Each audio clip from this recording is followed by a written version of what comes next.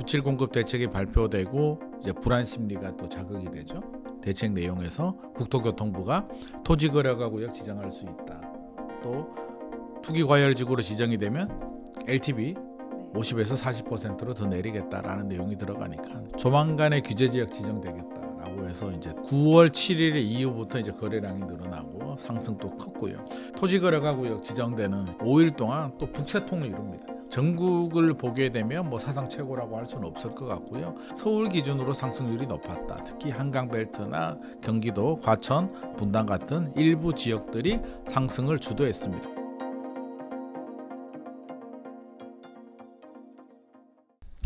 안녕하세요. 인터뷰 진행을 맡은 카프카입니다. 오늘은 김인만 대표님 모시고 부동산 시장에 대한 이야기 나눠보도록 하겠습니다. 대표님 안녕하세요. 안녕하세요. 김인만입니다. 간단하게 인사 부탁드립니다. 네, 김인만 부동산 경제연구소 대표 김인만입니다. 시간이 금방 가요. 또 한 달 만에 제가 또 성장길 유튜브를 통해서 찾아뵙습니다.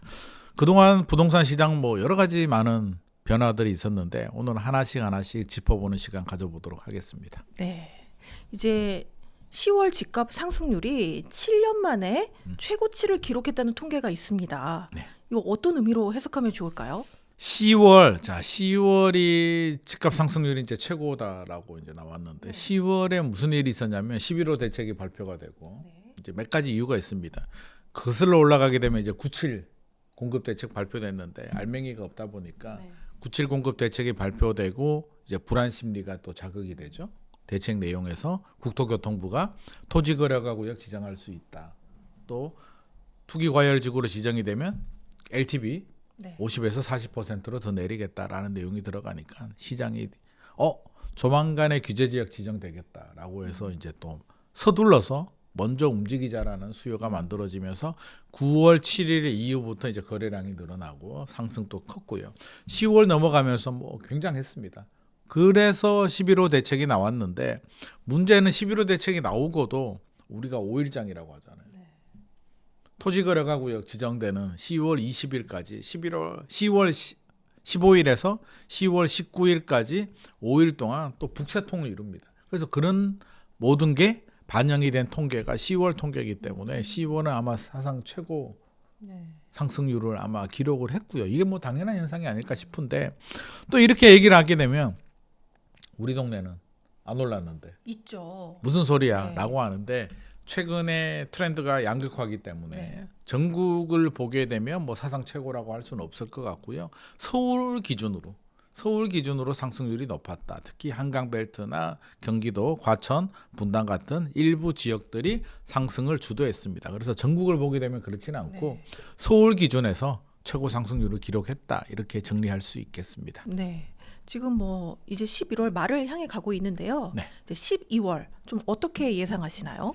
야, 12월 자 올해 다 갔는데 12월 사실 저는요 11호 대책이 발표가 되고 사실 대책 내용이 좀 무겁긴 했잖아요. 3중 규제가 들어가면서 조정 대상 지역, 투기 과열지구, 토지거래가구역까지 서울 전역과 경기도 12곳이 묶이다 보니까 전세 끼고 사고 팔 수도 없고요. 대출 규제도 6억인데 25억 넘어가게 되면 2억까지만 나오게 되니까 또 여러 가지 불편한 게 굉장히 많습니다. 그래서 이 정도면 적어도 3개월은 가겠다. 우리가 보통 3개월 심리적으로 적응하는 게 3개월에서 길어도 6개월이라고 하는데 그래서 저는 12월까지는 안정적인 흐름을 유지하지 않을까라고 생각을 했는데 통계를 보니까 이게 한 달이 지나니까 분위기가 좀 달라져요.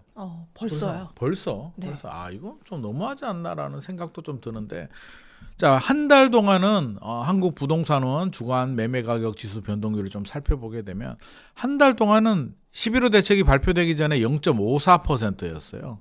제가 그래프는 보여드릴 텐데 0.54%였는데 이게 한 달이 지나고 많이 떨어지긴 했어요. 뭐 0.23%였나요? 뚝 떨어지긴 했는데 그 다음부터 떨어지는 속도가 굉장히 완만하게 떨어집니다. 0.19, 0.17 이렇게 떨어지더니 11월 3주차가 되니까 이것 봐라 0.2%로 다시 고개를 듭니다. 상승폭이 확대가 된다는 얘기인데 우리가 0.03%포인트 뭐 확대가 된 거 가지고 호들갑을 떨 필요도 없고 KB 통계를 보게 되면 아니야 계속 상승폭 축소가 이어지고 있어라는 결과도 나오고 부동산 R124는 하락 전환됐다라는 뉴스들도 나오는데 네.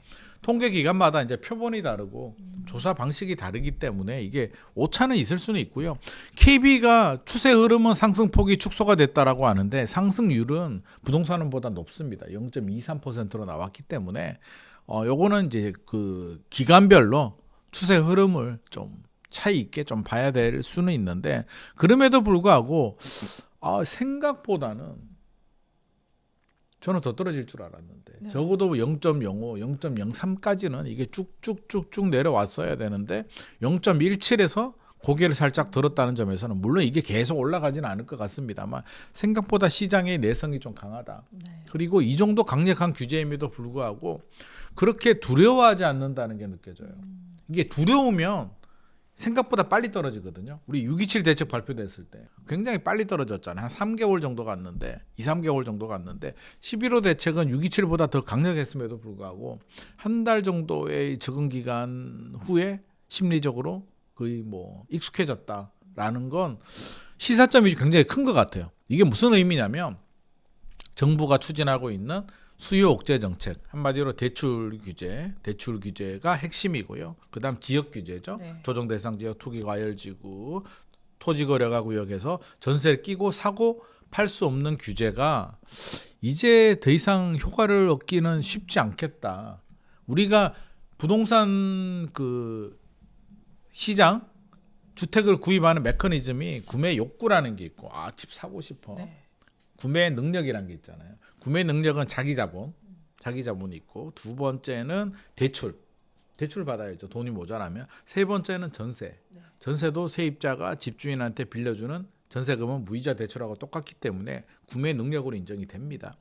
정부의 지금 정책 방향을 보게 되면 이걸 잘 이해를 하셔야 돼요. 자, 구매 능력을 제한하는데 대출 규제 하고 있잖아요. 네. LTV, DSR, 스트레스 DSR에 추가적으로 6억까지 11호 대책에서는 6억에서도 25억 초과는 2억, 15억에서 25억 사이는 4억 대출 규제합니다. 구매 능력 중에 하나를 꺾었어요. 두 번째 전세도 하지마. 이것도 구매 능력이지? 해서 토지거래가 구역을 통해서 실거주자 전세 끼고 사고 팔고를 못하게 막았습니다. 남아있는 게 자기 자본이에요. 그래. 네가 돈 있으면 사라. 카프카님 뭐 요즘 돈 잘 벌면 하나 사세요. 하고 똑같은데 말은 그래놓고 뭘 합니까? 세무조사예요. 돈 있는 사람들이 강남 니들 살려면 사. 단 우리가 들여다볼 거야. 조사할 거야. 너 자금 출처부터 꼼꼼하게 볼 거야. 라고 하니까 괜히 돈 있는 사람들은요. 잘못하지도 않았는데 굳이 내가 집 하나 더 사가지고 괜히 국세청에서 나의 소득을 들여다보고 피곤하잖아요. 그렇죠. 그러니까 구매 능력 세 가지를 지금 정부가 다 규제하고 있습니다. 굉장히 무서워요. 돈 있는 사람은 세무조사, 대출 받을 사람은 대출 규제, 전세 끼고 살 사람은 토지거래가 구역으로 3중 규제를 하다 보니까 이 정도면은 잡혀야 되는데 안 잡히는 이유는 자, 구매 능력은 제한했는데 뭐가 남았죠? 구매 욕구. 야, 나는 집 사야 돼. 왜 사야 돼요? 야, 지금 유동성이 많아가지고 최근에는 좀 조정이 되고 있습니다만 그래도 올해 2025년 1년을 보게 되면 주식 많이 올랐고 코인도 그래도 올랐고 금값도 올랐고 최근에 조정되지만 전체적으로 올랐단 말이에요. 그러다 보니까 집값도 올랐고 야, 나 가만히 있으면 나 벼락거지 될 것 같은데 나 불안해. 사야 돼. 라는 욕구가 크다 보니까 능력을 규제함에도 불구하고 다른 방법을 찾죠. 어떻게든 방법을 찾아요. 그래서 돈이 있는데 나는 세무조사 전혀 그릴 게 없어. 괜찮아 라고 하시는 분들은 핵심 지역들 집을 사는 경우들이 있고요. 그렇지 않은 분들은 가격을 내려서 다른 아파트를 사든지 아니면 15억 아래 구간 6억까지 대출은 나오니까 그런 규제 지역 내에서도 그런 데를 찾든지 그것도 아니면 나는 피한 지역들, 풍선 효과가 생긴 지역들에 살래라고 해서 다양한 형태의 지금 그 투자 움직임이 발생을 하고 있기 때문에 통계를 보더라도 많이 오른 수치가 나올 수밖에 없는 상황인 것 같습니다. 그렇다면 지금 부동산 시장을 좀 냉정하게 평가하자면 어느 국면에 지금 있다고 보시나요? 이게 사실 이게 참 어려워요. 왜 어렵냐면 이게 큰 흐름을 보게 되면 분명히 문재인 정부 시절을 보게 되면 상승장이었거든요. 2017년에서 2021년까지가 상승장입니다. 서울은 물론 2016년부터 올랐어요. 그래서 2015년, 16년부터 2021년까지가 상승장이었고 지금은 엄밀히 말하면 조정장입니다. 그래서 2022년에 미국이 기준금리를 올리면서 꺾였죠. 고점 대비 30% 떨어지게 되고 그다음 조정장인데 왜 이렇게 집값이 올라가지? 이게 상승인가? 이제 여기서 헷갈리는 거예요. 네. 카프카님 질문이 이게 상승장 그러니까 조정장을 지나서 상승 국면으로 진입을 했느냐? 우리가 지금 어디를 돌고 있는 거지?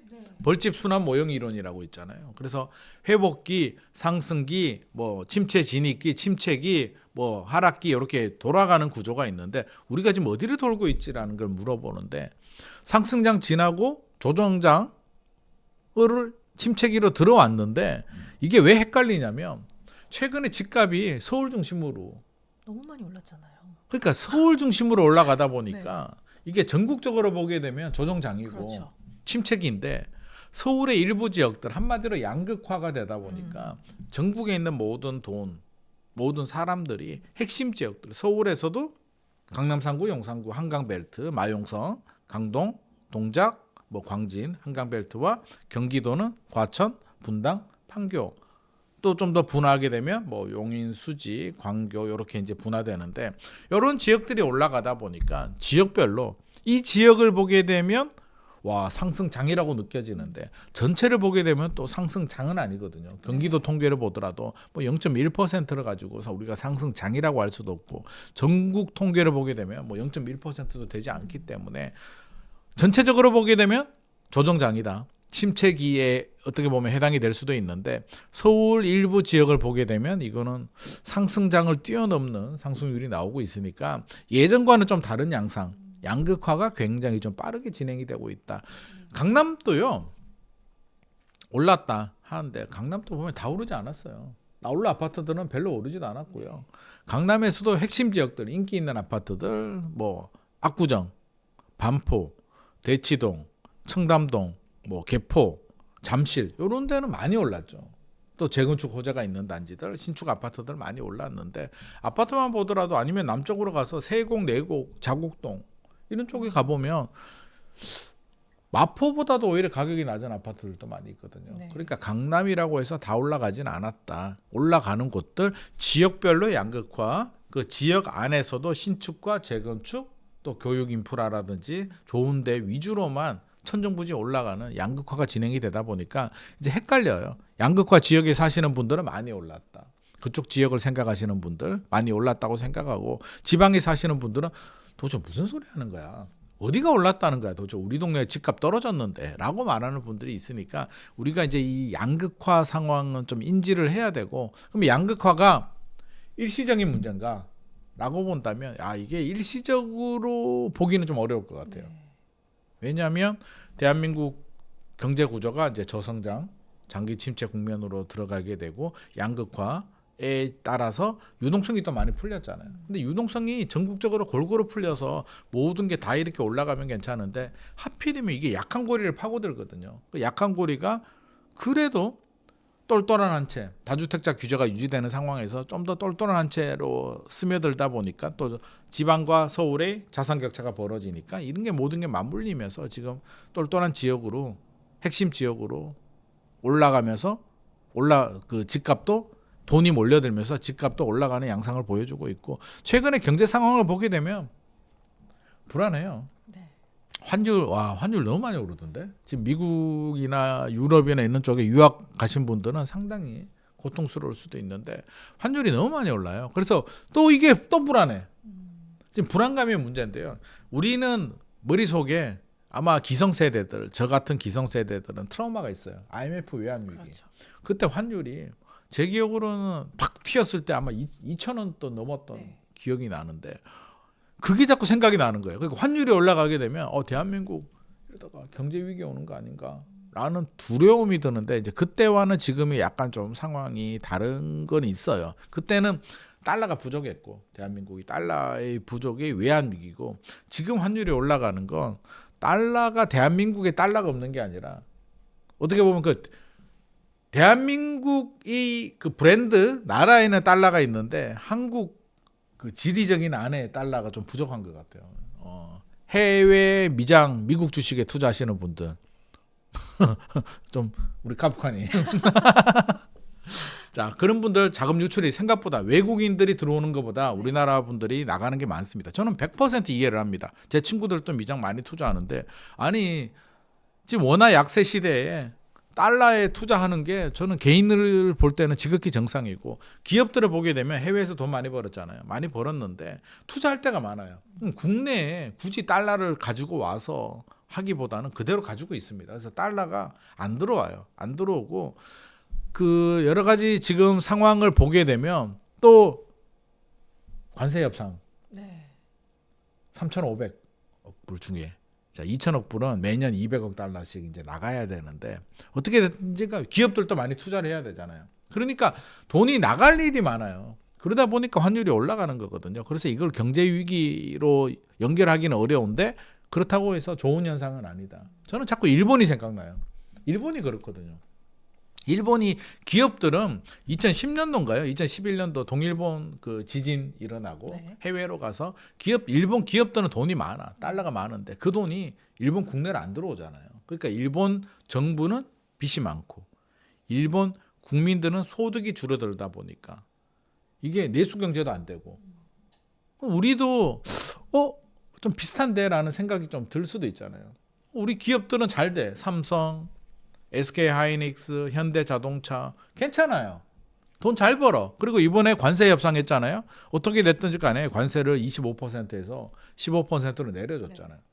혜택은 누가 봐요? 기업이 보잖아요. 기업을 보는데 우리 국민들은 어떻게든지 환율 문제라든지 뭐 내수 경제 여러 가지 생각해 보면 결국 국민들이 국가가 빚을 내서 미국으로 이제 돈을 보내야 되는데 결국 빚이잖아요. 우리 국민들이 감내해야 될 문제인데 기업들은 혜택을 보고 있는 거잖아요. 사실 삼성, SK 하이닉스, 현대자동차는 국민들한테 감사해야 돼요. 어떻게 됐든 간에 우리 국민이 부담해서 돈을 미국으로 보내주는데 그 덕으로 관세 세율을 내려줬으니까 국민들한테 감사해야 되고 달러 좀 풀어야 되는데 기업들 입장에서는 쉽게 풀겠습니까? 그래서 이런 게 맞물리니까 이제 불안하고요. 불안하게 되면 이제 안전자산에 투자하게 되거든요. 그러니까 상대적으로 주식보다 안전자산이 부동산이라는 인식이 남아 있고 부동산 안에서도 그래도 핵심 지역들. 야, 일본 보니까 그래 30년 자빠져도 그래도 도쿄는 괜찮지 않냐? 서울도 그렇겠지? 도쿄하고 같은 트렌드로 가겠지라고 생각을 하다 보니까 똘똘한채 현상으로 가게 되면서 양극화는 더 벌어지지 않나. 당분간은 이런 트렌드가 쉽게 달라지진 않을 것 같아요. 불안감이 사라지지 않는 한 이런 현상은 2, 3년 또는 그 이상 더 지속이 될 수는 있습니다. 뭐 11호 대책 이후에 이제 그 효과가 조금씩 더 그 유지되는 기간이 짧아지고 있다라는 말씀을 해주셨는데 이 대책 이후에 좀 지금 보여지고 있는 부작용 그리고 좀 가장 피해를 많이 보고 있는 그런 좀 지역들 어떤 부분이 있을까요? 이게 부작용이 크죠. 왜냐하면 토지거래 허가구역이 이게 문제예요.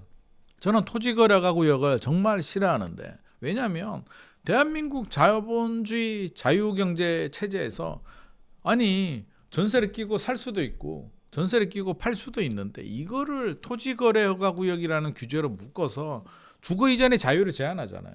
그러면 이게 명분이 있어야 되고 집값이 지나치게 과열이 돼. 야 이거 너무 위험해 라고 하면 할 수는 있습니다. 주택시장 안정을 해야 되니까. 왜 너무 과열이 돼도 문제가 커지니까요. 해야 되는데 안정이 되면 풀어줘야 되는데 이걸 못 풀더라는 거예요. 문제는 지금 장3대청도 2020년에 지정이 되고 5년 동안 못 풀다가 올해 2월에 한번 풀었다가 난리 법석 브루스를 치고 3월에 다시 묻긴 했는데 이게 이제 트라우마가 생겨요. 와 이게 토지거래가구역 풀면 난리가 나네라는 트라우마가 생겨서 이제 더 안 풀립니다. 그러니까 진작에 2023년 1월 1.3 대책 발표되고 그러니까 금리 때문에 집값이 떨어졌을 때 쫙 다 풀어줬으면 깔끔하고 다시 과열이 되면 묶었다가 안정이 되면 풀었다가를 반복을 했어야 되는데 그렇지 않았다는 점에서 이제 내성이 생깁니다. 강남 같은 경우는 눈도 깜짝하지 않잖아요. 뭐 어쩌라고. 토지거래? 뭐 안 하면 되지. 입주할게. 내 입주할게요. 입주합니다. 그러니까 한마디로 예를 들어서 고양시에 사시는 분이 수원에 사시는 분이 강남에 아파트 돈이 있어서 샀는데 입주 안 합니다. 까짓 거 뭐 입주하지 뭐. 본인이 입주하고 수원이나 고양시 집을 팝니다. 그러면 상대적으로 많이 오르지 않은 지역들은 매물이 나오거나 전세 살고 있었으면 전세가 나오고 실제로 매물이 나와야 되고 전세가 나와야 되는 핵심 지역들은 주인이 들어가 버리니까 이거는 효과가 없어요. 그러니까 이게 결과적으로 토지에 묶인 지역들, 핵심 지역들 같은 경우는 돈 있는 집주인들이 살고 있는 이런 하나의 캐슬 성처럼 만들어져 버리는 더 공고해지는 문제들이 생기는 거고요. 억울한 지역들은 이제 노도강 같은 지역들인데 제가 노도강에 임장을 한번 다녀왔거든요. 11호 대책 발표되고 와 분위기 장난 아닌데 막 팜플렛도 붙어 있고요. 부동산 사장님은 욕을 합니다. 진짜 우리가 2년 동안 집값이 안 올랐는데 지금 1억이 올라도 우리는 전혀 이상할 게 없는데 이제 좀 거래가 되려고 하는데 이 규제를 묶어가지고 도대체 왜 이러냐라고 엄청 화를 냅니다. 그래서 실거래 가격을 보니까 진짜 2년 동안 별로 안 올랐더만. 화 날만 하더만. 그러니까 사실 좀 오바야. 노도강은 너무했어. 이게 풍선 효과를 차단하겠다라고 하는데 자 여기서 우리가 좀 알아둬야 될 건 좋아요. 차단하는 거는 좋은데 명분은 좋은데 희생을 해야 되잖아. 그렇죠. 오르지도 않는 지역한테 너 풍선 효과 차단할 테니까 잠시만 좀 참고 있어. 야 이게 너무 가혹하잖아요. 그래서 지금 이 지역들이 반발이 굉장히 거셉니다. 굉장히 거세고 여기가 또 여당 지역구잖아요. 지지 기반인데 그래서 아마 여당에서도 고민이 굉장히 깊을 거예요. 야 이거 너무한 것 같아. 풀어줘야 될 것 같은데 또 풀어주려니까 명분도 약하고 그렇죠. 또 명분이 있죠. 안 올랐으니까 만약에 또 다시 진짜로 풀어줬다가 3월처럼 풍선 효과 생기면 부작용이 더 커지죠. 그럼 또 더 크니까. 네. 그러니까 이러지도 저러지도 못하는 상황이고 지금 행정소송까지 걸렸잖아요. 개혁신당에서 소송을 왜 그러냐면 10월 11월 15일 10월 15일 대책이잖아요. 네. 그러면 최근 3개월 통계를 가지고 집값 상승률이 물가 상승률의 1.3배 이상이 넘어가고 그러면 조정 대상 지역으로 지정할 수 있고요. 1.5배 이상 넘어가게 되면 투기 과열 지역으로 지정이 되는데 그럼 3개월이 중요한데 이 3개월을 어디로 잡느냐. 국토교통부는 6, 7, 8월을 잡았습니다. 9월 통계를 뺐어요. 네. 야 우리 주거정책심의위원회 할 때 9월 통계 안 나왔어. 뺐는데 이제 야당에서는 야 무슨 소리야. 그때 통계 나왔잖아. 공식 통계가 안 나왔을 뿐이지 니들 알고 있었잖아. 그러면 주거정책심의위원회를 늦게 하든지 한 번 더 열어서 11호 전에 15일 전에 한 번 더 열어서 9월 통계를 반영을 했어야지. 이게 왜 중요하냐면 9월 통계를 반영하게 되면 노도강이나 수원, 팔달고 이런 지역들이 빠져요. 네. 그러니까 굉장히 중요한 이슈고 행정소송까지 가버렸는데 이게 모양새가 국토부 장관은 소송해. 결과 나오면 우리가 풀게라고 하는데 결과 나와서 풀면 아마 신뢰가 굉장히 떨어질 거예요. 그래서 이거는 제 생각에는 12월이나 내년 1월 정도에는 아마 노도강이나 수원이나 의왕 같은 지역들은 좀 풀어주는 것도 고려가 저는 돼야 된다고 생각합니다. 이 파장이 너무 커요. 이거 그냥 묶어두게 되면 표도 날아가게 되고 집값 안정 효과도 없습니다. 그래도 거래는 되거든요. 그리고 풍선 효과가 나온 지역들은 또 뭐 동탄 또 제가 가봤는데 동탄 분위기 장난 아니더만. 네. 한 달 만에 막 1억, 2억씩. 그러니까 11호 발표되기 전에 제가 9월에 한번 이 동탄 신도시 임장을 갔을 때 거기 동탄역 주변에 그 시범단지 쪽에 이제 아파트가 하나 있는데 우남 퍼스트빌 시범역 우남 퍼스트빌 갔을 때 12억이 안 됐거든요. 전용 84가 11억 후반대 정도 거래가 됐어요. 9월에 제가 갔을 때요. 12억을 뚫지는 못했는데 최근에 가보니까 호가는 14억 그러더라고요. 13억 뭐 9천, 13억 7천, 9천에도 아마 거래됐다는 말도 들리던데 그럼 한 2억 올랐잖아요. 최고 가격이 2021년 막 전국적으로 집값 올랐을 때가 그때가 14억 4천인가 제 기억으로 아마 그 정도 올랐으니까 거의 전고점 회복했습니다. 네. 엄격결에 정부가 11호 대책 발표하는 바람에 동탄 신도시는 아마 엄청난 혜택을 받는데 네. 동탄 신도시도 크잖아요. 10만 세대가 넘기 때문에 역세권 주변은 이렇고요. 또 지하철역에서 거리가 멀리 떨어진 곳들은 또 이 정도 많이 오르진 않았어요. 네. 그러니까 동탄 신도시 안에서도 양극화가 끝이 없습니다. 구리 남양주도 올랐고 의왕시 같은 경우는 또 재미있는 현상이 발생을 하는데 뭐가 재미냐면 토지거래가구역 지정이 됐잖아요. 네. 지정이 됐는데 집값이 오르네. 왜 오를까요? 거래도 되고. 그래서 이상하다. 제가 강연을 하고 어떤 분이 질문하더라고요. 자기가 의왕시의 인덕원 주변에 있는 엘센트로 아파트를 하나 가지고 있는데 최근에 호가가 더 불러서 높은 가격에 팔 생각 없냐고 부동산에서 전화 온다는 거예요.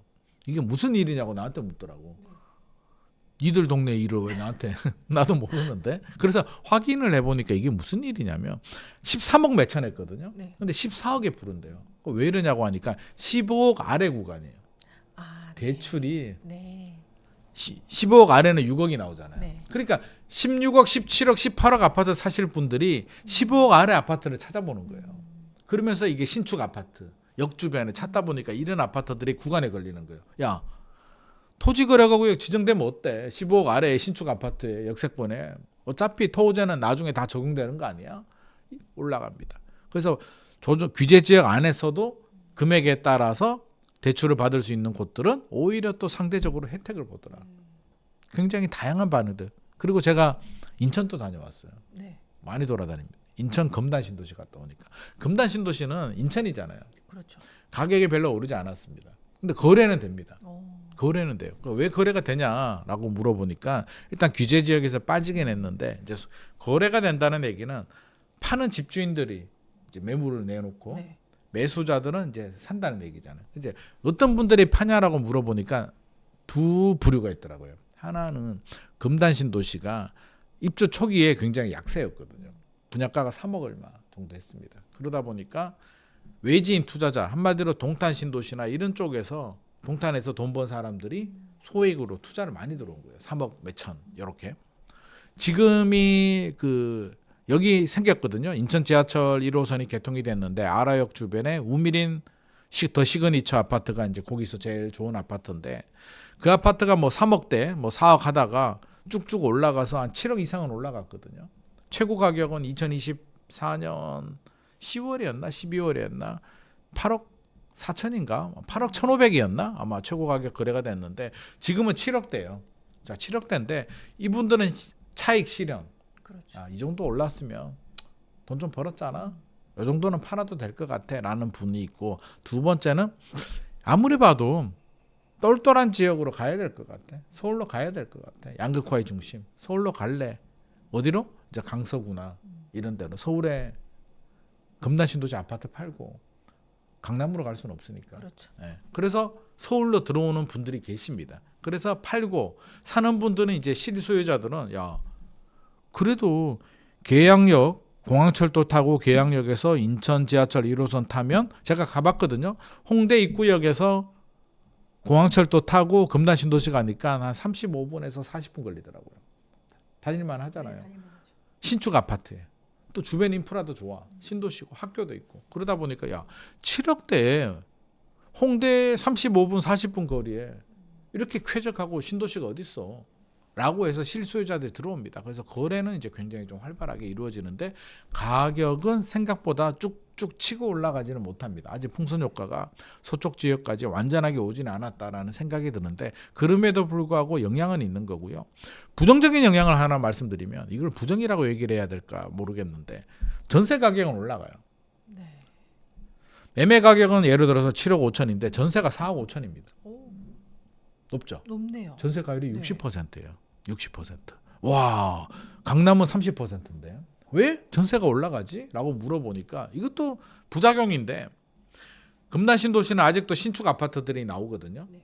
아직도 신도시 개발 중이기 때문에 신축 아파트가 나오면 일반적으로 특징이 신축 아파트의 특징이 뭐예요? 입주장이니까 전세가 좀 저렴하게 나와요. 전세금 받아서 잔금을 치는 분들이 있기 때문에 저렴하게 나오는데 정부가 소유권 이전 조건부 대출을 막아버렸잖아요. 네. 신규 아파트에 잔금 쳐야 돼서 전세금 받아서 잔금 치는 집주인의 집에 전세는 대출이 안 나옵니다. 네. 금단신도에서 사시는 분들이 돈이 아주 많은 분들이 아니잖아요. 자기 자본으로 이 4억 5천을 마련할 수가 없죠. 어렵죠. 그러면 대출을 받아야 되는데 신축 아파트가 물량이 나오는데 대출이 안 나오니까 갈 수가 없네. 입주 초기에 전세 대출이 90%까지 해줬거든요. 금단 신도시는. 그러면 전세가 3억이었다면 3천만 원 가지고 2억 7천 대출 받아서 서민이 들어와서 살고 있는데 이분이 대출 안 나오면 3천만 원을 들고 신축 아파트에 전세 갈 수가 없잖아요. 그럼 어떻게 해야 된다? 그냥 눌러 앉아야죠. 살던 집에 갱신 계약, 전세금을 조금 올려주더라도 삽니다. 그래서 전세 가격이 올라갑니다. 이런 왜곡 현상들. 그럼 집주인은 분양권도 전매 제한에 걸리죠. 전세도 안 맞춰지죠. 본인이 입주해야 되죠. 본인이 입주하려고 그러니까 본인이 살고 있는 전세집이나 기존 집이면 팔아야 되고 전세집은 내놔야 되는데 이게 회전이 안 되다 보니까 여러 가지 부작용들이 생기더라고요. 그래서 불똥이 노도강에도 튀었지만 어떻게 보면은 인천 금단신도시 인천에도 불똥이 튀면서 결국엔 서민들이 피해를 보더라는 거예요. 저렴한 전세에 갈 수 있음에도 불구하고 전세 대출을 막아버리니까 이분은 3억 5천의 전세가 눈앞에 있는데도 대출이 안 나오는 못 가고 4억 5천을 해줘야 된다니까. 그러니까 이런 서민들이 피해를 입는 부분에 대해서는 정책 당국자들도 좀 눈여겨보시고 저는 서민 그러니까 전세집 하나 대출 받아서 가시는 분들에 대해서는 좀 저리 대출을 좀 해줘야 되지 않나. 그리고 대출을 좀 풀어줘야 되지 않나 생각합니다. 주택시장 안정도 중요하지만 금단 신도시 대출 규제한다고 서울의 주택시장이 안정되는 건 아니잖아요. 그러니까 좀 구분을 해서 서민 주거 안정에 피해가 없는 범위 내에서 주택시장 안정을 하는 정책이 필요하지 않나 생각을 합니다. 이제 뭐 10월 대책이 뭐 효과가 점점 또 사라지고 있는 지금 시점에서 이제 연말이고 또 연초가 얼마 안 남았는데 앞으로 좀 부동산 시장 어떻게 좀 전망하시나요? 일단은 지금 흐름을 보게 되면 일단 예상치 못하는 변수는 뺍시다. 우리가 예상할 수 있는 변수만 해야지. 예를 들어서 미국에 무슨 일이 생기면 AI 버블이 꺼지면 어떡하지? 아니 그거를 우리가 어떻게 예측을 합니까? 과거 사례를 보게 되면 뭐 2000년 초반에 닷컴 버블이 있어서 미국이 팡 한번 떨어졌고 글로벌 금융위기 때 팡 떨어지고 이게 떨어지는 구간이 나오긴 하거든요. 쭉 장기적으로 미국 주식시장도 우상향을 하는데 땅 떨어지는 구간이 나오는데 닷컴 버블처럼 AI 버블이 2026년에 땅 떨어질 거야 라고 말할 수 있는 사람이 몇 명이나 될까요? 그럴 수도 있고 안 생길 수도 있고 2027년이 될 수도 있고 모르는 거잖아요. 그러니까 이거는 일단 뺍시다. 만약에 AI가 한번 땅 글로벌 금융위기처럼 땅 떨어진다면 뭐 충격파는 어마어마하게 클 겁니다. 그러면 주식시장도 굉장히 큰 타격을 받게 되고요. 코인도 작살이 나고 스테이블 코인 시장도 아마 엄청난 타격을 받을 것 같고 그러면 부동산이라고 안전하겠습니까? 주택시장도 영향을 받겠죠. 하지만 그거는 우리가 예상치 못하는 변수니까 일단 뺀다는 얘기는 생길 수도 있고 안 생길 수도 있으니까 저는 항상 리스크 관리는 좀 하자. 집을 사더라도 제가 항상 강조드리죠. 리스크 관리 어떻게? 예상치 못하는 변수가 생겨서 떨어지는 하락 구간에 딱 걸리더라도 내가 3년은 버텨야 된다. 그러면 3년 동안 금리가 더 올라서 대출이자가 늘어나더라도 버틸 수 있는 여력. 리스크 관리는 반드시 해야 됩니다. 내 집 마련을 하시는 분들은 해야 되고 그렇지 않다면 일단 2026년 시장을 보게 되면 입주 물량은 반토막 납니다. 민간 아파트들은 반토막 나요. 뭐 청년주택이나 다 합쳐도 떨어지는 거는 분명한 사실입니다. 올해가 4만 세대가 넘잖아요. 서울 아파트 입주 물량이 4만 세대가 넘는데 국토교통부의 통계를 보더라도 2만 8천 호입니다. 국토교통부 통계라는 게 최대한 있는 거 다 끌어모아 가지고 만든 게 2만 8천 호라는 얘기예요. 그럼에도 불구하고 올해보다 뚝 떨어집니다. 1만 5천 세대 이상이 줄어들고 실제로 민간 아파트들은 더 많이 줄어듭니다. 입주 물량이 줄어든다는 얘기는 매매 가격에도 영향을 주지만 전세, 월세는 아마 어마어마할 겁니다. 지금 전세 대출 규제도 굉장히 강화됐거든요. 올해 말 2025년 12월에 총량 규제 때문에 은행 창구들이 거의 다 대출 창구 문을 닫아버렸잖아요. 집 사는 분들도 안 되지만 집은 사실 안 사도 되잖아요. 에이 그래 대출도 안 나오는데 안 살래? 아니면 다른데 좀 저렴한데 살래라고 하는데 아니 전세 가거나 전세금을 마련해야 되는 분들은 대출 안 나오면 어떻게 해요? 그러니까 결국에는 월세 가격도 올라가게 되고 매물이 없으니까 전세 매물이 없어지면서 희소성 최근에 그런 뉴스도 나오잖아요. 청원이 이제 발의는 됐어요. 3+3+3. 발의는 됐습니다. 물론 여당에서 공식적으로는 안 한다고 했으니까 아마 이게 안 될 것 같긴 한데 주택임대차보호법 개정안이 아마 무산될 것 같긴 한데 이렇게 되다 보니까 임대인들이 가만히 있나 면접 임차인 이제 우리 면접 할 수 있게 해달라 이제 이런 얘기까지 나옵니다. 그러면 세입자도 힘들어요. 이게 특혜 또는 어떤 권리가 있으면 책임과 의무가 있거든요. 모든 게 다 좋지는 않아요. 그러면 임차인들한테 어떤 정부가 임대 기간을 늘려준다. 이게 무슨 사회 무슨 당인가 거기서 아마 발의를 하고 범야권에서 아마 동조를 해줬는데 얘기하는 거는 그거예요. 선진국들은 임차 기간을 길게 무제한으로도 해준다. 무제한도 해주고 뭐 세입자의 주거 강화 전세금 그러니까 임대료죠. 거기는 월세니까 임대료 인상에 대해서 굉장히 좀 강하게 규제를 한다라고 이제 얘기를 하는데 한 면만 봐서 그렇죠. 다른 면은 뭐예요? 일단 월세가 비쌉니다. 네. 우리보다 훨씬 높아요. 이미 높아요. 이미 높고 그 높은 집에 들어가려면 이제 면접을 보는데 서류를 별의별 거 다 내야 돼요. 범죄 이 세입자가 범죄 이력이 있는지도 내야 되고요. 소득도 내야 되고요. 뭐 가족관계 증명서 같은 거는 당연히 내야 되고 뭐 세금 뭐 내야 되고 서류가 이렇게 내야 된대요. 그래서 막 한 50명이 면접 본대요. 그러니까 집 들어가는데 면접까지 봐야 돼. 들어가면 좋으나 들어가기 어려운 그런 시장이 될 수도 있습니다. 그래서 이런 정책들은 조심해야 되는데 아무튼 2026년에 전월세 시장은 굉장히 좀 위태롭고 불안하다. 그럼 집값이라도 안정이 됐으면 좋겠는데 지금 돌아가는 거 보면 양극화는 사라지지 않을 것 같아. 입주 물량도 부족하죠. 기준금리가 11월 금통위 때 아마 지금 분위기는 한국은행이 못 내리는 쪽으로 원래 내려야 되는데 못 내립니다. 그러면 또 미국은 한 번 더 내릴 수도 있거든요. 꼬입니다. 그러면 2026년에는 기준금리 안 내리면 아마 금리나 경제 상황이 안 좋으니까 코너에 몰려서 금리를 내릴 수도 있는데 진퇴양난입니다. 그래도 기준금리 인하 기조 자체가 바뀌진 않았어요. 인상을 할 상황은 아닌 것 같아요. 인상을 하면 부동산보다 주식이 더 타격을 받거든요. 주식이 타격 받으면 아마 현 정부 힘들걸요. 지금 주식이 어떻게 보면 지금 지지의 그 원천인데 주식이 무너지면 안 되니까 그러면 결국에는 기준금리 인하 기조도 이어진다. 유동성도 지방선거 앞두고 유동성을 또 제거할 수는 없으니까. 그렇게 바라본다면 양극화의 중심 지역들은 여전히 가격은 떨어지지 않고 강세가 될 것이다. 신고가는 여전히 나올 것이다. 거래량이 폭발적으로 늘어나진 않겠으나 자 11호 나왔죠. 한 달 지나고 벌써 뭐 적응을 했다라고 하는데 12월 어째 지나가요. 2026년이 되면 이제 총량 규제도 리셋되잖아요. 그러면 사람들이 또 학습 효과가 있습니다. 무슨 학습 효과? 12월에 총량 규제 때문에 은행 대출 창구 문이 닫혔잖아요. 어떤 마음이 들 것 같아요? 이제 새해가 되면 또 대출 창구가 열리니까. 열리는데 이게 계속 열려 있으면 나중에 하지라고 하는데 언제 닫힐지 모르니까 빨리 해야죠. 그러니까 이제 사람들이 또 학습 효과가 또 생겼어. 대출은 빨리 받아야 돼.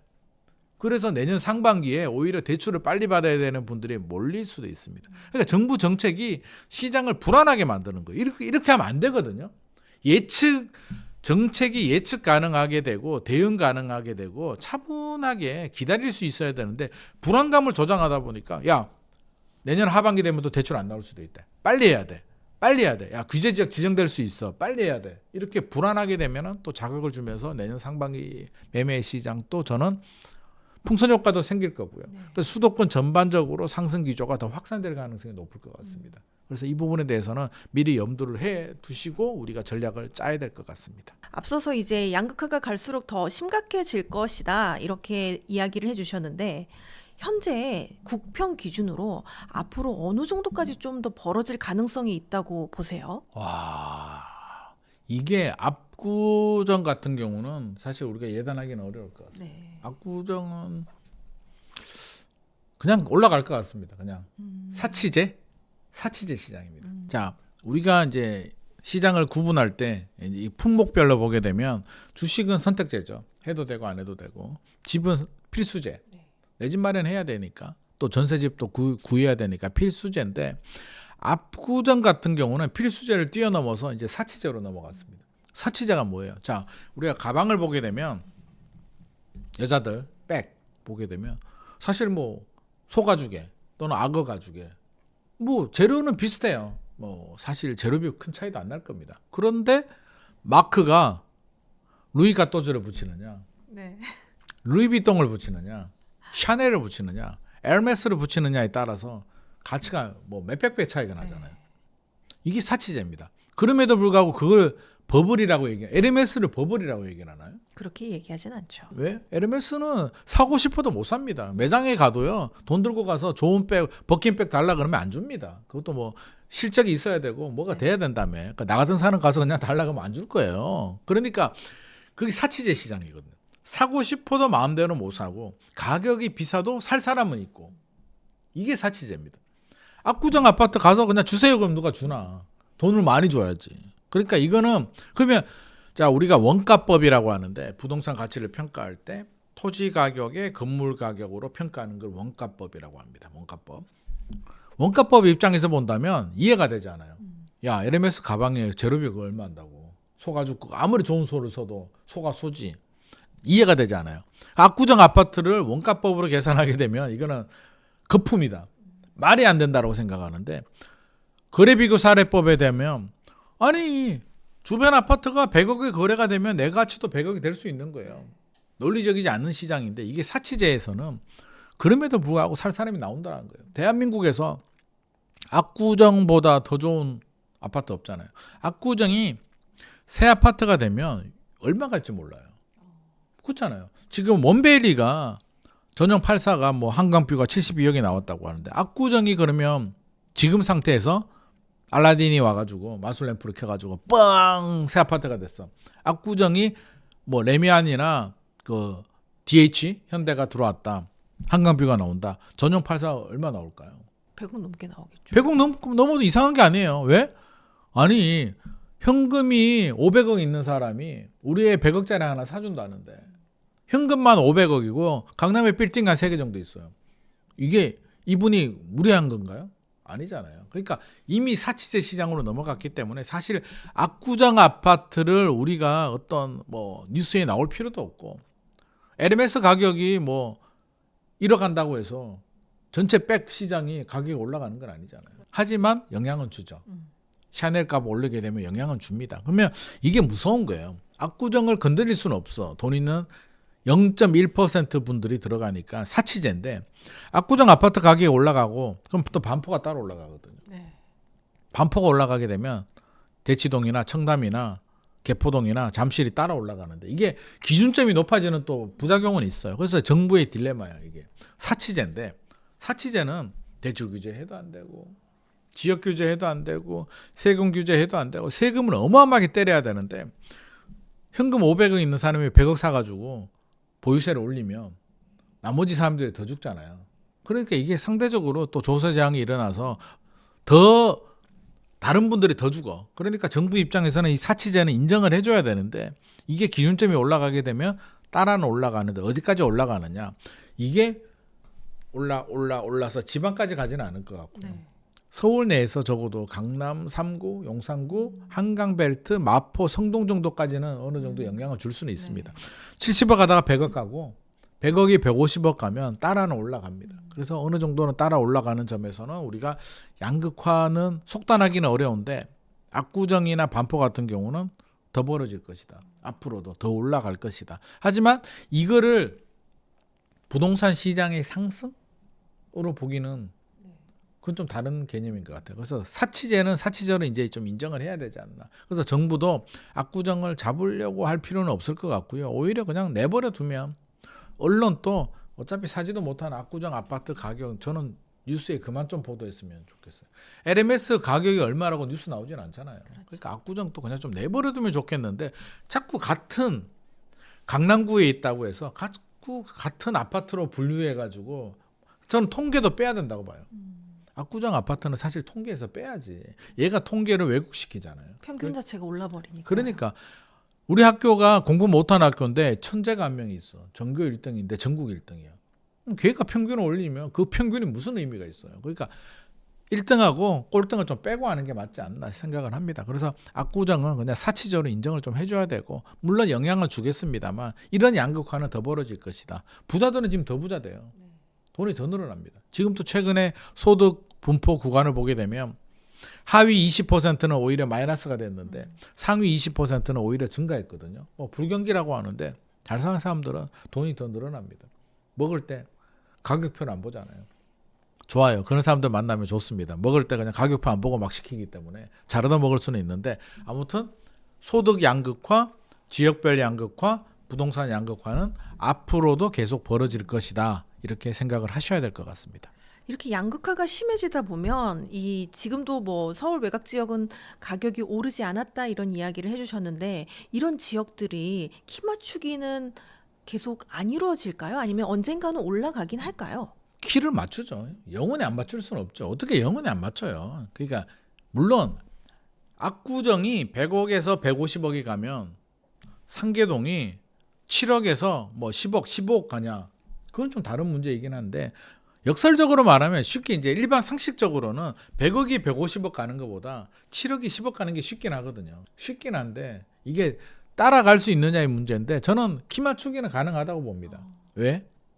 그래서 인서울이라는 서울이고 노원구가 서울에서 멀긴 하잖아요. 아니, 강남에서 멀긴 하잖아요. 하지만 내 단점이라고 한다면 교통이 좀 불편하다. 동부간선도로도 좀 막히고 일자리가 좀 부족하다. 네. 지리적으로 멀다. 이런 게 단점인데 GTX가 예정은 되어 있잖아요. GTX-C가 아마 예정되어 있는 걸 알고 있고 그쪽에 일자리 늘리기 위해서 서울시에서도 여러 가지 뭐 지원 대책들 뭐 계획이 있는 걸 알고는 있습니다. 그러면 서울이란 게 일단 프리미엄이에요. 강서구, 서울의 약세 지역이라고 한다면 북쪽에는 노도강, 밑에 남쪽은 금강구, 옆으로는 강서구 또는 은평구 이렇게 있는데 최근에 보게 되면 강서구나 노원구 거래량이 늘어나고 있거든요. 그러니까 왜? 야, 집은 사야 될 것 같은데 또 경기도에서도 야 그래도 서울인데 들어가려고 하는데 너무 올랐어. 그럼 어떤 선택을 해야 돼요? 상대적으로 들어오는 곳으로 살 수 있는 곳을 볼 수밖에 없죠. 그러니까 그게 정상입니다. 그러니까 사실 노원구나 보게 되면 별로 안 올랐어요. 2년 동안. 그렇다면 저는 역설적으로 자금이 부족하신 분들 있잖아요. 네. 돈이 3억이야.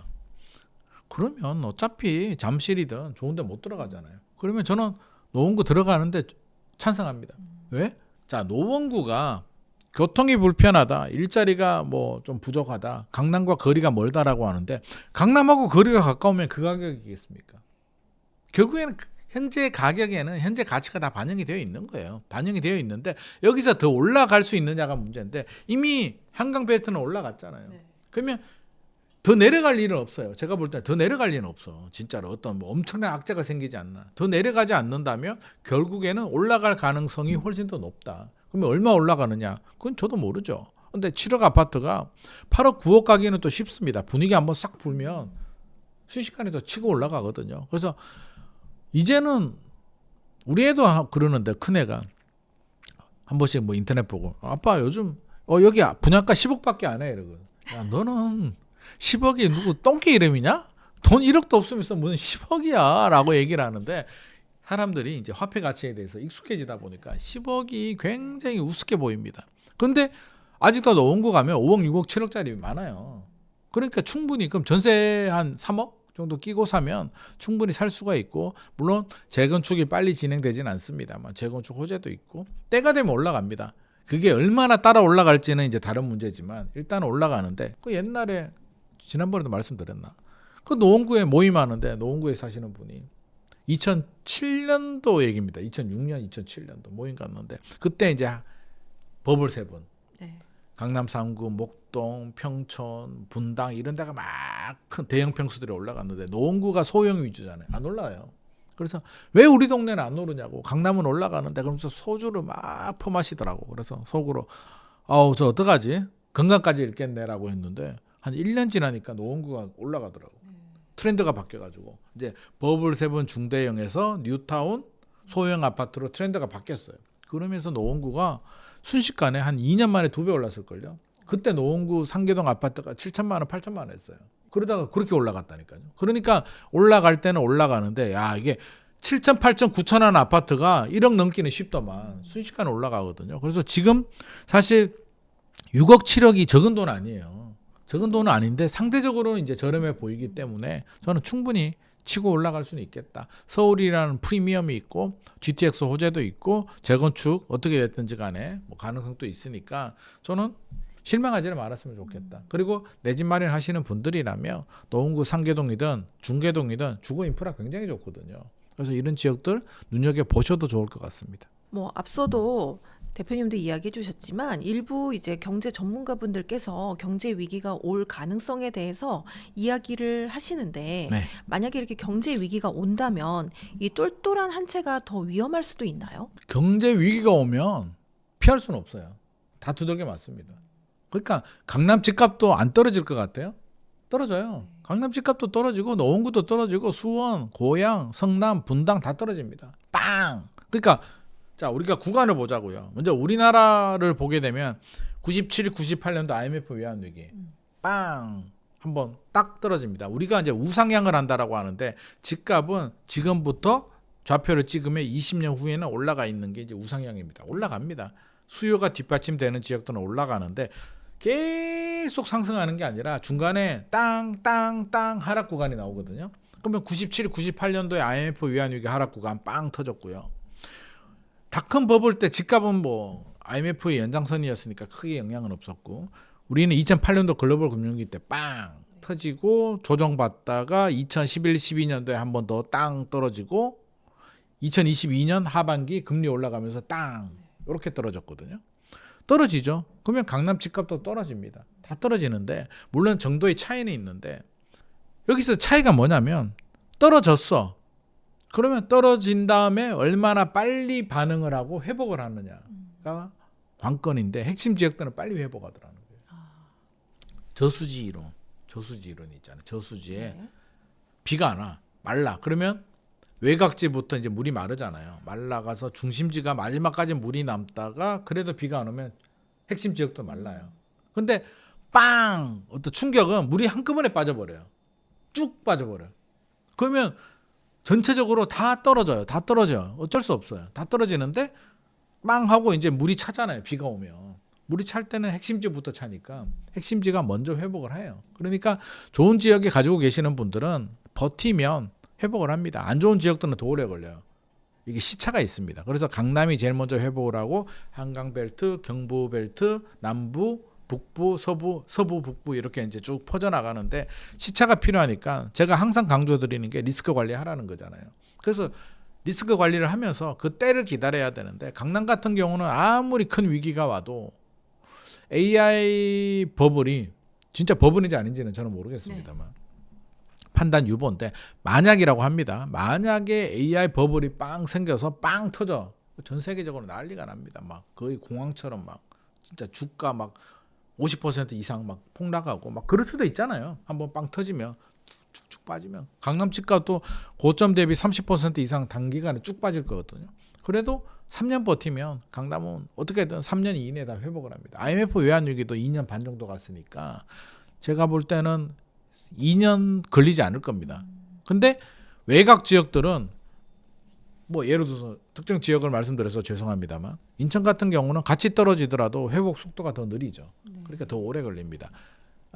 우리 형 얘기를 좀 하면 우리 형이 옛날에 인천 송도에 이제 제가 이거는 그 라디오스타에서도 내가 얘기했던 거라서 얘기해도 우리 형이 뭘 하지 않을 겁니다. 송도에 투자를 했는데 처음에 쭉 올라가더라고요. 쭉 올라가다가 2008년, 7년, 8년 이후로 떨어지더니 글로벌 금융위기 때 떨어지더니 안 오르는 거예요.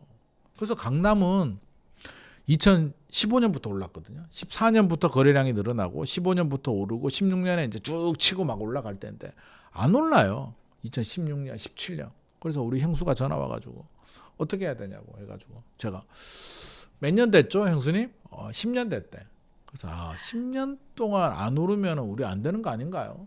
팔아야 될 것 같아요. 그래서 팔고 나니까 2018년, 19년부터 치고 올라가는데 송도가 올라가더라고요. 엄청 올라갔습니다. 2배 올라갔습니다. 때를 기다리지 못했습니다. 그러니까 저는 때를 기다려야 된다. 근데 강남은 더 빨리 옵니다. 그래서 인천에 계시는 분들은 실망할 필요가 없는 게 왜 강남 집값만 올라가? 노원구도 마찬가지고 왜 강남 집값만 올라가라고 하지 말고 강남이 올라갔네? 다음에는 어디 올라가지? 순서가 있으니까 한강벨트까지 올라갔구나. 그다음에 어디 올라가지? 동대문 올랐네, 서대문 올랐네, 노도강 또 오르네. 노도강 오르고 나면 우리도 곧 오겠네. 이렇게 생각을 하시는 게 좋을 것 같고요. 그렇게 버티려면 리스크 관리가, 그러니까 대출 이자는 3년 이상 부담할 수 있는 능력이 돼야 됩니다. 우리 형은 능력이 충분했는데 의사인데도 제가 잘못했습니다. 그러니까 능력이 되는 분들은 버티는 전략이 상당히 중요하지 않나 생각을 합니다. 근데 뭐 사실 지금 대출 규제로는 무리한 연끌이 불가능해서요. 그거는 맞아요. 네, 크게 어렵지는 않을 것 같고요. 그나마 뭐 긍정의 효과라면 네. 또 긍정의 효과가 될 수도 있을 것 같습니다. 앞으로 그렇다면 10년 후에 부의 중심지 어디가 될 거라고 예상하시나요? 지금 상황에서 10년이면 뭐 강산이 변하지만 지금 상태에서 크게 달라지지 않아요. 그래서 지금이 거의 이제 고착화가 되는데 뭐 우리가 강남 좋은 거는 다 알잖아요. 압구정, 반포가 달라지진 않습니다. 그럼 그 안에서도 이제 반포 같은 경우도 이제 신축 아파트 위주로 움직이거든요. 중심지라는 게 이제 지역을 볼 수도 있고 아파트를 볼 수도 있는데 아파트는 계속 이동하거든요.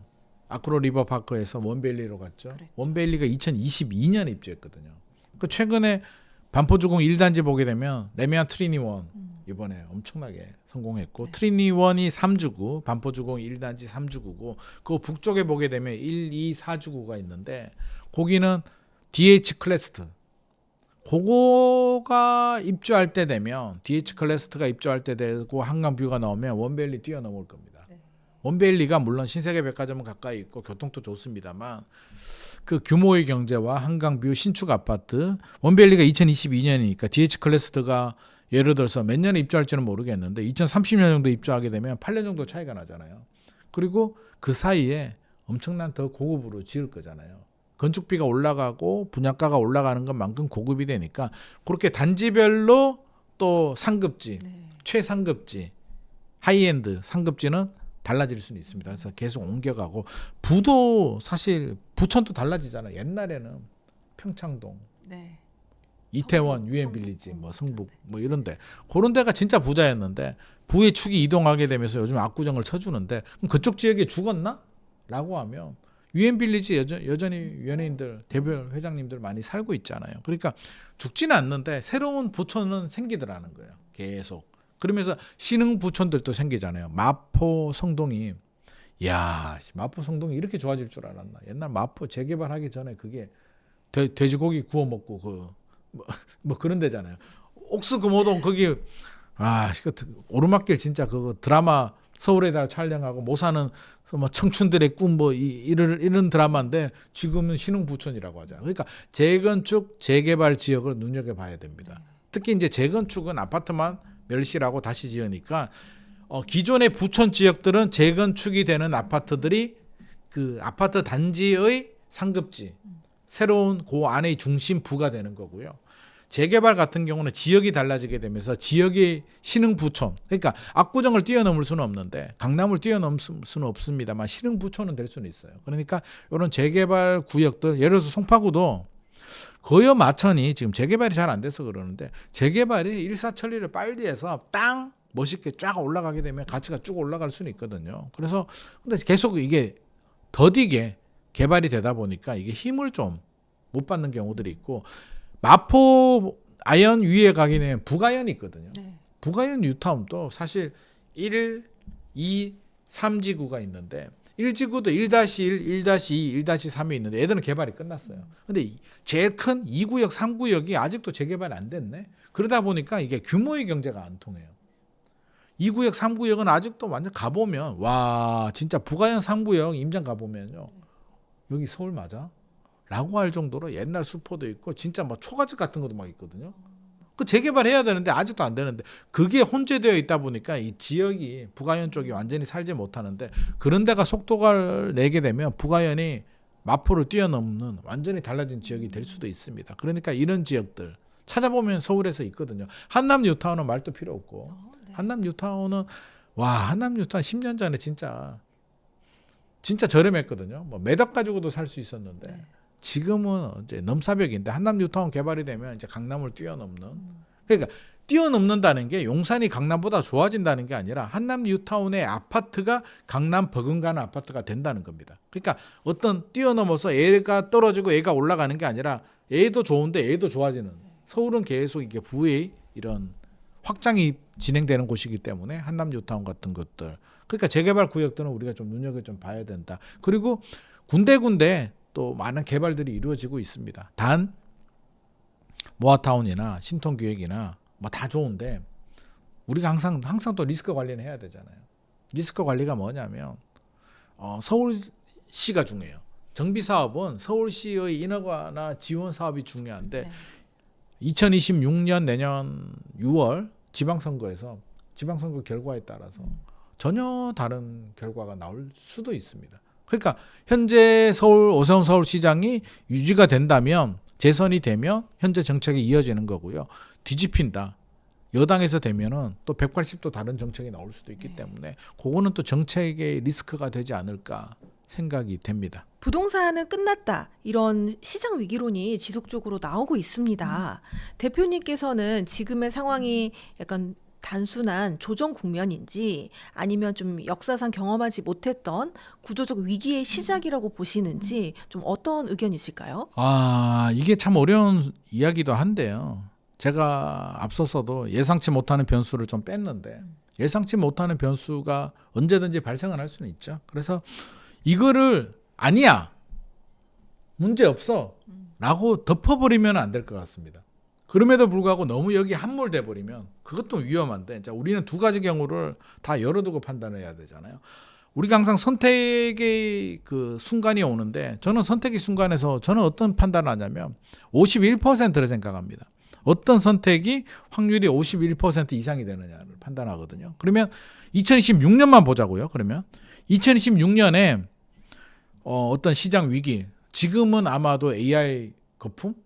버블론이 될 것 같습니다. 거기서 시작을 해서 빵 터지면 미국 주식이 폭락하게 되고 미국 경제가 흔들리고 달러 패권을 잃고 전 세계가 흔들리면서 우리나라도 주식, 금융, 코인, 부동산이 모두 다 도미노처럼 박살이 난다라는 시나리오가 충분히 가능할 수도 있고, 두 번째 시나리오는 AI 버블이 안 생기더라도 야, 서울 집값 너무 많이 올랐어. 그 일본처럼 잃어버린 20년이 갈 수도 있어. 장기 침체 갈 수 있어. 이 두 가지를 이제 리스크를 우리가 좀 생각을 해야 되는데, 자, 2026년을 보자면 자, 확률로 한번 따져보자고요. AI 버블이 2026년에 터질 확률이 51% 이상이 될 것 같습니까? 51% 이상이라고 판단하시는 분들은 올스톱 하셔야 됩니다. 스스로 주식 투자도 하지 마시고요. 집도 사지 마시고요. 전세도 가지 마시고요. 역전세 생길 수도 있으니까 그냥 월세로 가십시오. 월세로 가셔서 월세 내고 살다가 빵 터지면 그때 주워 담는 전략을 쓰시기 바랍니다. 본인이 51% 이상이라고 생각하시는 분들이라면. 근데 51%가 안 된다라고 생각하시는 분들이라면 그냥 고입니다. 뭐 어떻게 해?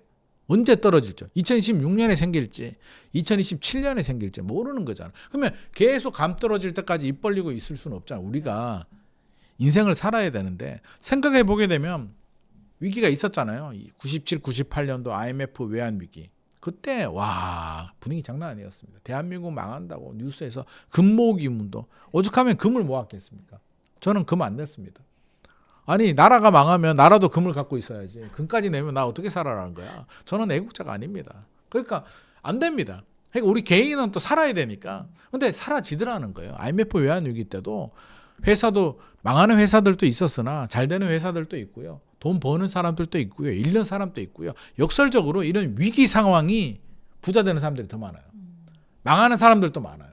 그러면 위기 상황이 발생하게 되면 나가 부자의 길로 가느냐 망하는 길로 가느냐가 이제 선택의 갈림길이 서는데, 무리한 투자를 하시는 분들은 뭐 위험할 수도 있을 수도 있습니다만, 무리한 투자 하고 싶어도 대출이 나와야 무리한 투자를 하지. 네. 대출 6억, 25억 넘어가게 되면 2억 나오는데 무슨 무리한 투자를 합니까? 자기 자본을 투입하신 분들은 그냥 필수제니까 잘 살다 보면 3년이 지나갑니다. 3년입니다. 3년. 위기는 무조건 3년입니다. 서울은.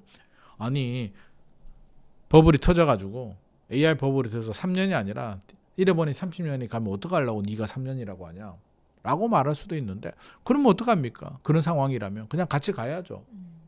안 오르면 내 가족이 잘 살고 있으면 3년이 아니라 5년이 될 수도 있는데, 그렇게 모든 부정의 불확실성에 베팅을 해버리게 되면 집 가다가 교통사고 나서 내가 하반신 마비가 될 확률이 더 높지 않겠습니까? 자다가 못 일어날 확률이 더 높겠죠. 그러면 잠은 어떻게 자요? 내가 심장마비 걸릴까 봐 무서워서. 그러니까 우리는 51%의 확률에 베팅을 하고 일상생활에 충실하는 겁니다. 그리고 발생하잖아요. 만약에 사태가 발생하면 받아들이고 그 상황에 맞춰서 나가면 됩니다. AI 버블닷컴이 발생해서 뭐 주식이 폭락하고 부동산이 폭락했다고 해서 우리가 밥을 못 먹는 건 아니잖아요. 그러니까 대한민국이 망하면 카프카님이나 저나 같이 망하는 거지 뭐. 그러면 그냥 이렇게 또 열심히 살다 보면 또 기회가 있지 않겠습니까? 마음은 그렇게 드셔야 됩니다. 그러니까 예상치 못하는 변수에 너무 큰 베팅을 하게 되면 아무것도 못합니다. 그럼 일은 뭐하러 해요? 80% 떨어진다는데 그냥 백수로 살지. 그러니까 그거는 준비만 하고 있으면 되고요. 두 번째 케이스가 이제 일본처럼 잃어버린 30년이 갈 확률이 몇 퍼센트 되느냐인데 그거는 장기 침체거든요. 일본은 85년도 프라자 합의를 하고 프라자 합의 이후에 그 돈이 이제 그 부동산으로 몰리게 되면서 은행들이 이제 구조적인 문제가 있었죠. 기업에 대출을 많이 해주다가 기업들이 이제 은행 대출보다는 자체적으로 은행에서 조달하지 않고 자체적으로 채권이나 주식으로 돌아쓰게 되면서 은행들이 부동산 대출을 좀 많이 해주게 되고 그러면서 부동산 가격이 폭등했는데 그때 일본이 120%까지 론을 해줬거든요. 120%. 10억짜리 아파트를 사게 되면 12억 대출해줬습니다. 좋았겠다. 하지만 위험한. 누가 봐도 위험하지 않아요? 왜 12억 대출해줬냐? 집값이 15억, 20억 갈 거니까 미리 취득세도 필요하지. 인테리어도 해야 되니까 돈 더 빌려줄게 라고 했습니다. 아주 말도 안 되는 위험한데 우리는 지금 LTV, DSR, 스트레스 DSR 거기에 또 대출 규제 6억까지 하고 있기 때문에 대출이 많이 받아서 문제되지는 않습니다. 물론 뭐 개인이 사업자 대출을 받아서 뭐 이런 분들은 알아서 리스크 관리를 해야 되는 부분이고요. 일본의 문제는 장기 침체잖아요. 그래서 장기 침체로 들어가요. 그러면서 여러 가지 그동안의 종신고용, 연공서열, 일본 시스템 구조적인 문제를 개혁을 하고 수습을 하고 하는데 30년이 걸렸고요. 그 사이에 일본 기업들도 이제 망할 기업들 망하고 우리가 소니가 망했어. 옛날에 소니가 아니야. 우리 때 워크맨. 비디오도 원조가 소니 아닙니까? 베타 방식 옛날 비디오가 얼마? 소니 비디오가요. 79년도인가 80년도에 저희 큰 집이 소니 비디오를 샀거든요. 잘 살아가지고. 그때 300만 원 주고 샀습니다. 와. 79년도에. 그 당시 300만 원이면 엄청 큰 돈이에요. 그때 300만 원이면 차 한 대보다도 비싼 돈이죠. 네. 수입차 한 대 살 돈을 가지고 비디오를 샀습니다. 그 정도로 소니가 어마어마한데 우리 학교 다닐 때 워크맨 하나 가지고 있으면 짱. 너무 갖고 싶었는데 요즘 소니는 전자회사가 아니죠. 컨텐츠로 넘어가게 되고 플레이스테이션하고 보험도 하고 소니 보험이 일본의 80%를 장악을 하고 있습니다. 그러니까 일본 기업들은요 잘 나갑니다. 돈 많습니다. 문제는 뭐 일본 국민들하고 일본 정부가 가난하다는 거예요. 왜? 해외 나가 있는 기업들이 돈을 일본 국내로 안 가지고 오기 때문에 달러는 많은데 달러가 국내로 들어오지 않고 일본 정부는 빚을 많이 냈기 때문에 부채가 뭐 260%인가 그렇잖아요.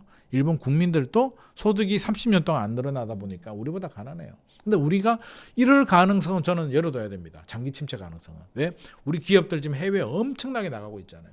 와, 미국이 무서운 게 이번에 저는 관세 협상을 통해서 3,500억 달러 투자한다. 그리고 손정희 소프트뱅크 회장이 트럼프하고 골프를 치면서 우리 재벌 회장들 불렀거든요. 불러서 라운딩 했는데 그냥 얼굴 보고 놀자고 부르지는 않았을 거잖아요. 왜 불렀을까요? 결국 돈. 투자해야 돼요. 그러니까 손정희 펀드가 미국에 투자를 해야 될 돈이 있는데 손정희 회장이 돈이 부족하다 보니까 아마 우리나라 재벌들 불러가지고 야 같이 하자라고 한 것 같아요. 그러니까 우리나라 재벌들이요 지금 미국에 투자해야 될 돈이 어마어마하게 많습니다. 그냥 3,500억 달러에서 끝나는 게 아니에요. 더 많아요. 그러면 우리 재벌이 뭐 돈을 막 쌓아두고 막 뭐 조폐공사도 아니고 결국에는 우리 국내에 투자할 돈이 해외로 많이 나갈 수밖에 없는 구조가 앞으로 10년간 발생을 합니다. 그러면 우리 국내는 진짜로 일본처럼 돈이 부족해요. 정부는 빚이 계속 늘어나잖아요. 국가 빚은 계속 늘어나고요. 우리 내수 국민들은 이제 주머니가 점점 얇아질 겁니다. 물가는 올라가게 되고 지금은 월급이 올라가는데 지금 또 월급 빼고는 다 올라간다라. 물가 다 올라가잖아요. 자꾸 반도체 직원들 SK 하이닉스 월급 올라가는 얘기를 하는데 그런 특수 업종들 빼고는 실제로 별로 안 올라가요. 네. 전체적으로. 특히 제 출연료 안 오릅니다. KBS, SBS, MBC 가보면 출연료가 10년째 똑같습니다. 안 오릅니다. 그러니까 저는 물가 수준을 못 따라가요. 그래서 제가 일을 더 할 수밖에 없습니다. 이게 대한민국의 현실입니다. 그러다 보니까 우리 국민들의 주머니는 더 팍팍해질 수는 있겠다. 대한 양극화. 일본도 잘 사는 사람들은 잘 삽니다. 아자보다에르스 뭐 1,000억 넘는 데도 있습니다. 그러니까 양극화는 거스를 수 없는데 다수의 서민들의 삶은 굉장히 팍팍해지겠다. 앞으로 10년간의 양극화는 이렇게 진행이 될 겁니다. 그러면 정부도 전세, 월세가 지금 굉장히 나뉘고 문제가 되고 있는데 이 부분에 대해서 빨리 좀 신경 써야 됩니다. 그냥 전세대출 규제에서 전세금이 집값 밀어 올려서 전세금을 때려잡아야 된다라는 단순한 논리로 접근하게 되면 우리 서민들은요. 진짜로 힘듭니다. 집 사기도 이제 거의 힘들어졌고 대출도 안 나오니까 무슨 집을 삽니까? 돈도 없는데. 전세 매물도 없고 전세 가격도 올라갑니다. 월세 가격도 올라가면 도대체 어디로 가야 된다는 겁니까? 여기에 또 신경 써준다고 뭐 계약갱신 청구 주택임대차 보호법 개정한다고 헛소리 삑삑 하는데 그러다가 진짜로 뭐 나중에 진짜 면접 볼 수도 있습니다. 그러니까 제발 이렇게 하지 마시고 좀 시장에 맡겨두시고 주택시장 안정도 어느 정도 메커니즘을 보유세를 점진적으로 올리고 거래세를 좀 내리면서 틀을 만들어주고 시장에 맡겨서 더 이상 급등은 막아야 되는데 지금 정책을 보게 되면 자극을 주잖아요. 대출 규제 자극을 주고 또 토지거래가구역 지정을 하고 투기과열지구 지정을 하고 공급대책 12월에 또 발표한다잖아요. 이런 거 할 때마다 시장을 자극을 주게 되면서 불안하게 되고 양극화의 문제에 똘똘한 한 채 되면서 또 집을 사야 되고 이렇게 되면 안 올라야 될 곳들도 올라갈 수도 있기 때문에 저는 정책을 정말 잘해야 된다. 2026년에는 2025년 올해의 시행착오는 그만 했으면 좋겠고요. 우리가 장기 침체에 들어갈 가능성도 충분히 염두에 두고 해외로 미국으로 나가는 돈을 어쩔 수는 없더라도 적어도 우리 국내 내수 경기가 빠르게 침체가 되고 소득이 줄어드는 부분에 대해서는 이 부분에 대해서도 충분히 강구를 하고 대책 마련이 필요해 보입니다. 이 일부 전문가분들이 이제 내년에 양도세 중과가 이제 해제되면 양도세 중과가 이제 시작이 되잖아요. 네. 그걸 피하기 위해서 그 직전에 좀 금매가 나올 가능성들도 있다. 이렇게 보고 계세요. 지금 대표님은 어떻게 생각하세요? 가능성이 있죠. 가능성이 있다는 거지 된다라고 볼 수는 없습니다. 그럼 역시 이것도 51% 확률에 베팅을 하게 되면 저는 양도세 중과를 못한다는데 51% 베팅합니다. 계속 연장될 거다 유예가. 적어도 보시는군요. 1년은. 네. 왜? 아니 6월 3일에 지방선거가 있는데 지방선거 한 달 앞두고 양도세 중과세를 한다고? 이 얘기는 정부 여당이 서울하고 경기도 선거 포기한다는 얘기입니다. 머리가 돌아가면 제가 민주당 관계자면 여당 관계자면 이거는 자살행위라고 생각합니다. 아니 굳이 왜 양도세 중과세를 해가지고 주택시장이 땅 안정이 되면 하지. 안정될까요? 문재인 정부 때 경험했잖아요. 매물 잠김 현상 생겨요. 집값 더 올라가요. 집값은 더 올라가는데 표는 날아가. 조세저항 생겨서. 어떻게 할게요? 선거 망치고. 안 합니다. 그래서 저는 51% 이상 연장된다에 베팅을 합니다. 근데 그럼에도 불구하고 그래 하자 해서 중과세를 했다라고 쳐요. 하면 우리는 그때 대응을 하면 됩니다. 중과세를 하게 되면 이제 미리 예고를 할 거잖아요. 미리 예고를 하게 되면 이제 급매물이 나옵니다. 일부 급매물이 나와요. 뭐 어디 나오느냐? 분명히 양도세 중과세는 다주택자 규제거든요. 주택을 여러 채 가진 사람이 대상이 된단 말이에요. 그렇죠. 그러면 강남에 아파트를 3채 가지신 분이 만약에 있다라고 하면 강남 아파트를 한두 개 팔겠죠. 네. 근데 강남 아파트 3채 가지신 분보다 강남 아파트 한두 개 있고 다른 데 가지신 분들도 있지 않을까요? 그렇겠죠. 그럼 그런 분들은 다른 데부터 팔겠죠. 네. 그러니까 핵심 지역들보다는 비핵심 지역의 매물이 저는 더 나올 가능성이 있습니다.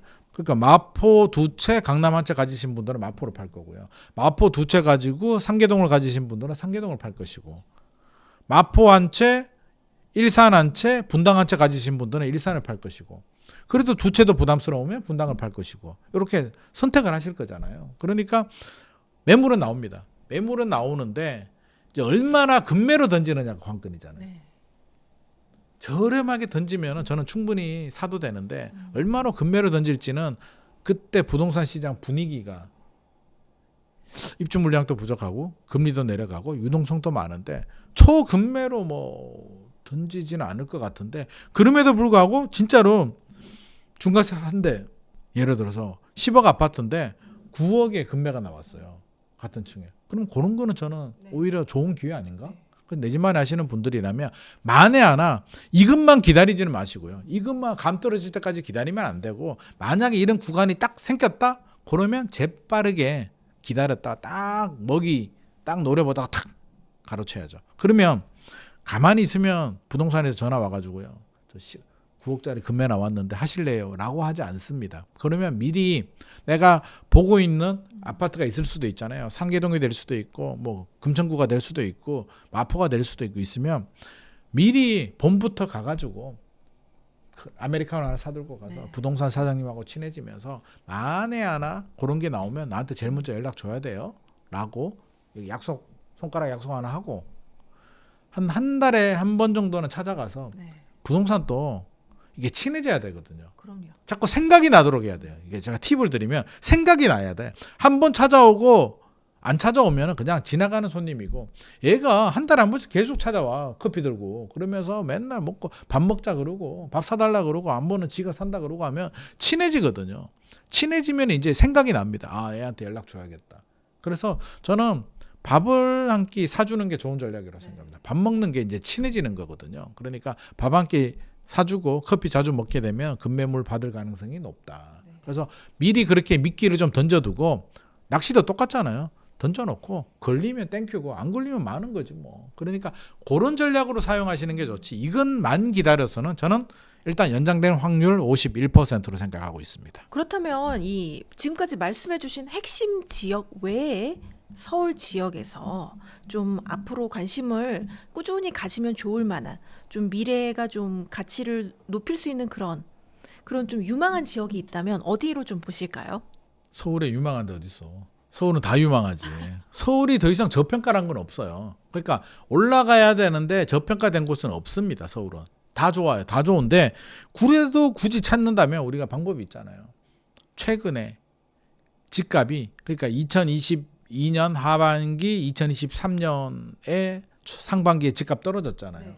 떨어지고 얼마나 회복됐느냐를 한번 보아요. 그러면 보통 2021년이 이제 전고점이었는데 한강 벨트나 이런 지역들은 다 전고점 뚫었어요.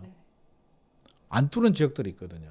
그러면 저는 개인적으로는 자금력이 좀 부족하신 분들이라면 전고점을 아직 안 뚫은 지역들을 좀 보게 되면 걔들은 키 맞추기 따라갈 가능성이 상당히 높고요. 그래서 그런 지역을 좀 눈여겨 보시는 게 그러니까 돈 많은 분들을 얘기하는 게 아니에요. 그렇죠. 돈 많은 분들은 그냥 사요. 그냥 압구정이나 반포 사면 20년 후에 올라가 있으니까 그냥 사면 되는데 우리가 말하는 거는 그런 분들이 아니니까 자본이 부족하신 분들이라면 그렇게 뭐 상계동도 좋고요. 저는 상계동 좋게 생각하고요. 금천구 쪽에도 보게 되면 뭐 재건축 아파트들이 있고 또 자금이 한 2, 3억 정도 된다. 그러면 꼭 서울이 아니더라도 최근에 이제 많이 오르긴 했는데 풍선 효과도 오를 만한 데 오르거든요. 네. 아무데나 풍선 효과가 생기지 않아요. 광교 신도시가 규제 지역으로 묶이니까 동탄이나 용인 흥덕지구가 최근에 좀 많이 올랐거든요. 바로 옆 지역이고 구리도 많이 올랐는데 구리에 가보면 재개발 구역들 많거든요. 네. 그리고 꽤 그러니까 서울의 모아타운의 구역 지정도 안 된 곳들은 또 변수가 많잖아요. 시장이 바뀌게 되면 모아타운 자체가 안 될 없어져 수 버릴 수도 있고. 그런데 뭐 구리나 이런 쪽에 가보면 구리가 서울 가깝거든요. 가까운데 뭐 조합 설립이 나고 시공사 선정이 된 구역들이 꽤 있어요. 그런데 2, 3억으로 투자할 수 있는 물건들이 꽤 있거든요. 그러니까 2, 3억으로 할 수 있는 데가 뭐 상계동이나 강서구나 이런 데 투자를 하시든 아니면 뭐 구리나 이런 데 재개발 투자하셔도 저는 충분히 우리가 3억 투자해가지고 나는 30억 벌 거야. 그거는 도둑님 심보잖아요. 네. 그러니까 그러지 마시고 3억 재개발 투자하게 되면 한 5년, 10년 후에 3억 정도. 그러니까 2배 정도 투자금 대비 2배 이상은 거뜬히 먹을 수 있는 지역들이니까 그런 지역들도 좀 눈여겨보시는 거에 좋을 것 같습니다. 골고루 찾아보게 되면 좋아요. 그리고 신혼부부나 또 아기가 커. 그럼 내 집 마련 또 필요하고 주거 안정이 필요한 분들이라면 저는 금단 신도시 같은 곳들도 7억 몇천씩 하잖아요. 전용 84, 34평 신축 아파트가 근데 앞에 상가도 있고 학교도 있고 지하철역도 있는데 7억 몇천이면 서울 전세값도 안 되잖아요. 그러면 이런 지역들 안 올라갈까요? 때가 되면 여기서 또 1, 2억 더 올라갑니다. 시간이 되면. 그러니까 자기 상황에 맞춰서 다양한 이런 선택을 하시는 게 좋을 것 같습니다. 요즘 정말 부동산 시장이 혼란스러운데요.